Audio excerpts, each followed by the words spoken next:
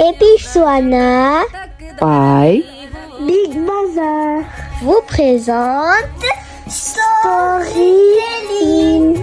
Masala Spice Mix afangarona roa ao am'le poulet fotsiny izy satria efa daholo ny garniture rehetrarehetra. Ny soana pour cuisine be de be le izy.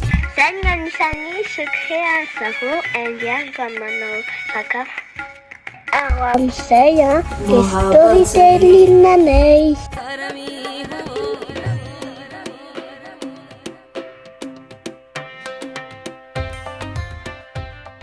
Biriani tikka masala.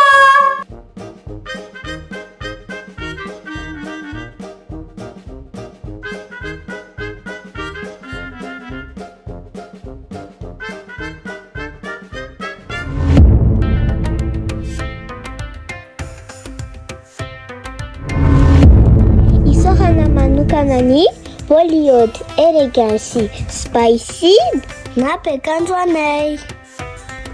ny soana zany dia azo notifaina ao amin'ny Big Bazaar, hitanao eo amin'ny Boutefona akaiky ny pharmacie.